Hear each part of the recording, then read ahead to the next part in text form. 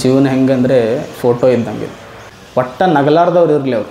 Photographer smile please ಅಂತಂದ್ರೆ ನಗಬೇಕು. ಯಾಕೆ? Photo ಚಂದ ಬರ್ತಾವೆ. ಫೋಟೋಗ್ರಾಫರ್ ಸ್ಮೈಲ್ ಪ್ಲೀಸ್ ಅಂತಂದ್ರೆ ನಗಬೇಕು, ಫೋಟೋ ಚಂದ ಬರ್ತಾವೆ.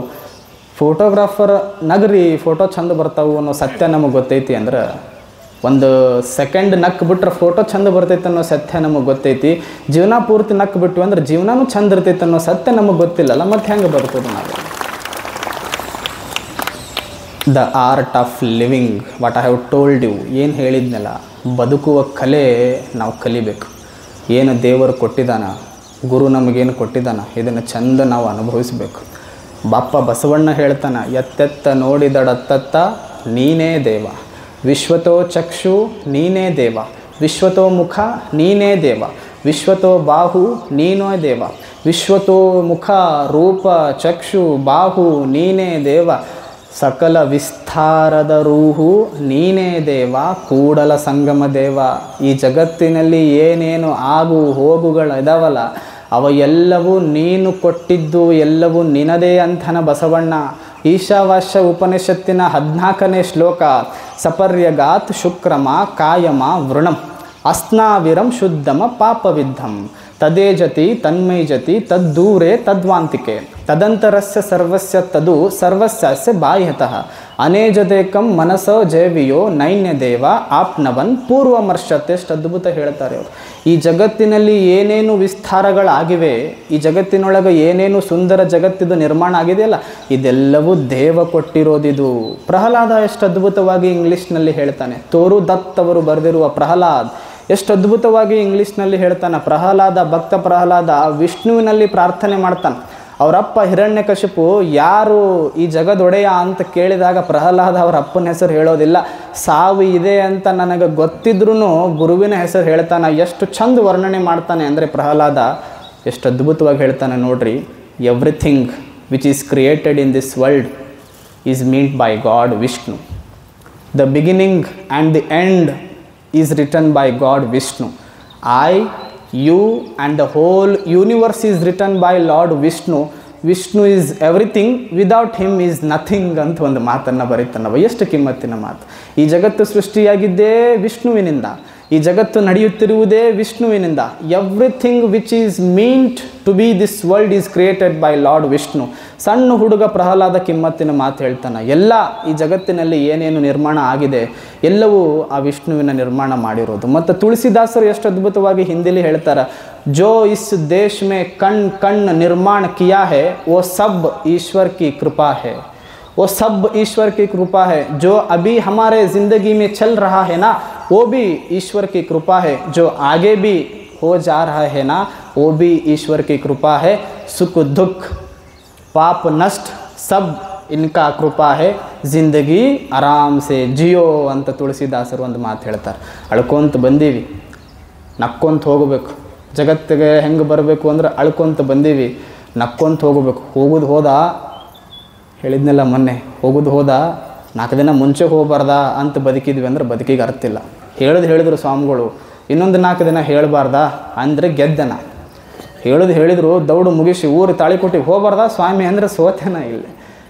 ಇದು ಬದುಕಿನ ಕಲೆ. ಇದು ಎಲ್ಲ ಏನು ಈ ಜಗತ್ತೊಳಗೆ ಸೃಷ್ಟಿ ಏನಿದೆ ಅಲ್ಲ, ಎಲ್ಲವೂ ಆ ದೇವ ಕೊಟ್ಟಿರೋ ಭಿಕ್ಷೆ. ಏನು ದೇವರದಾನ ಅವನ ಸ್ಮರಣೆ ಮಾಡೋದು. ಒಬ್ಬ ದೊಡ್ಡ ಮಹಾರಾಜ ಇದ್ದ, ಭಾಳ ದೊಡ್ಡ ಮಹಾರಾಜ. ಅವ ಒಂದು ಅವನಲ್ಲಿರುವ ಮಂತ್ರಿಗೆ ಒಂದು ಷರತ್ತು ಕೊಡ್ತಾನೆ. ದೇವರು ಎಲ್ಲದಾನ, ದೇವ್ರು ಏನು ಮಾಡ್ತಾನೆ, ಭಾಳ ಚಂದ ಐತಿ ಕೇಳ್ರಿ.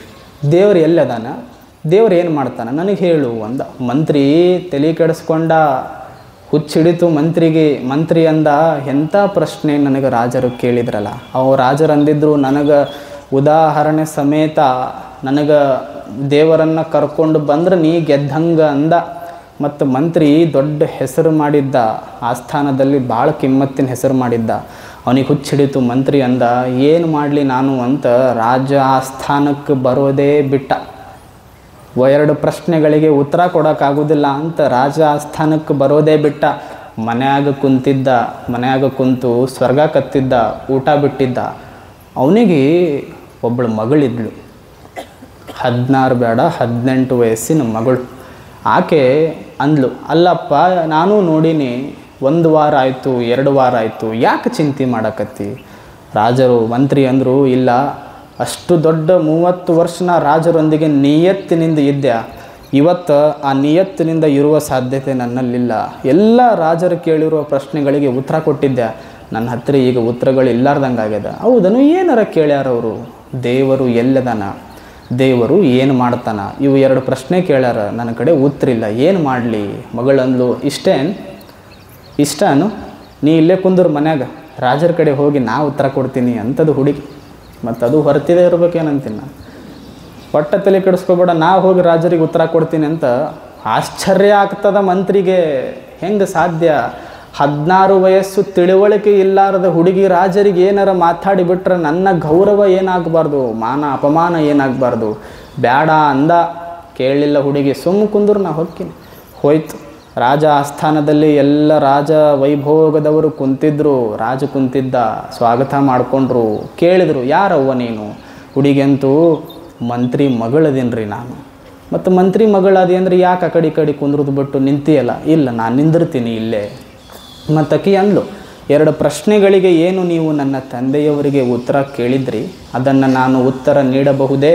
ಮೊದಲು ಅವ್ರಿಗೆ ಕೇಳ್ಕೊಂಡ್ಳು, ಪರ್ಮಿಷನ್ ಕೇಳ್ಕೊಂಡ್ಳು, ನಾನು ನೀಡಬಹುದೇ ಉತ್ತರ ಅಂದ್ರೆ ರಾಜರಂದರು, ಆಯಿತು ಹೇಳವ. 1ನೇ ಪ್ರಶ್ನೆ ಏನು? ದೇವರು ಎಲ್ಲದಾನ? ಆಯ್ತು ರೀ, ಉತ್ತರ ಕೊಡ್ತೀನಿ ನಿಮಗಂತ ಹಾಲು ಕೊಟ್ಟರು. ಮೊದಲಕ್ಕೆ ಕುಡಿ ನೀನು, ಆಮೇಲೆ ಉತ್ತರ ಹೇಳು ಅಂತ ಹಾಲು ಕೊಟ್ಟರು.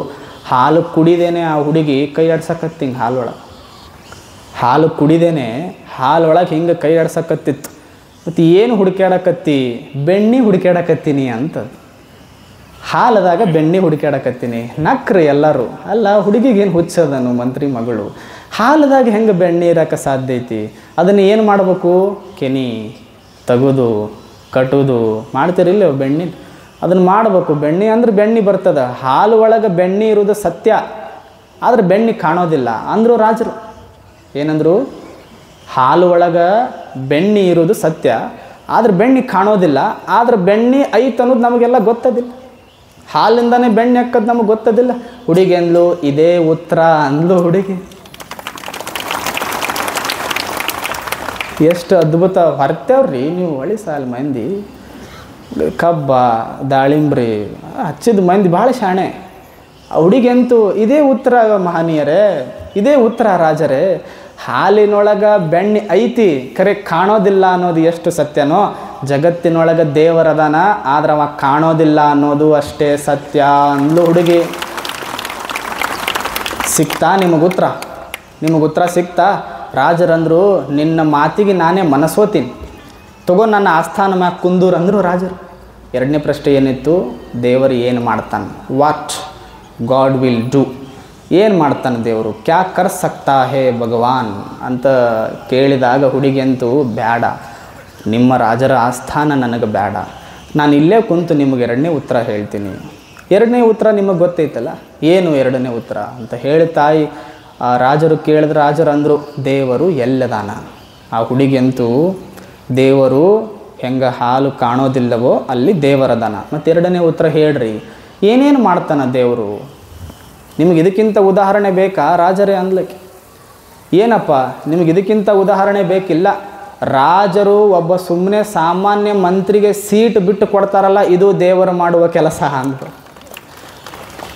ಸುಮ್ಮನೆ ಒಂದು ಮಾತಿಗೆ ನೀವು ನನಗೆ ಸೀಟ್ ಬಿಟ್ಟು ಕೊಡಾಕತ್ತಿರಲ್ಲ, ಮನಸ್ಸೋತು ನನಗೆ ಕುಂದ್ರನ್ನಕತ್ತಿರಲ್ಲ. ಸಾಮಾನ್ಯ ಮಹಿಳೆ ಕುರ್ಚಿಗೆ ಏರ್ಬೋದು, ಕುರ್ಚಿ ಒಳಗಿದ್ದವ ಬೀದಿಗೆ ಬರ್ಬೋದು, ಇದು ದೇವ ನಿರ್ಮಾಣ ಮಾಡುವ ಕೆಲಸ. ಕುರ್ಚಿಗಳನ್ನು ಬದಲು ಮಾಡ್ತಾನೆ ದೇವರು, ಕುರ್ಚಿಗಳನ್ನು ಚೇಂಜ್ ಮಾಡ್ತಾನೆ ದೇವರು. ಕುರ್ಚಿಗಾಗಿ ಬದುಕೋದಲ್ಲ, ಇರುವಷ್ಟು ದಿನ ಪ್ರೀತಿಯಿಂದ ಬದುಕೋದು.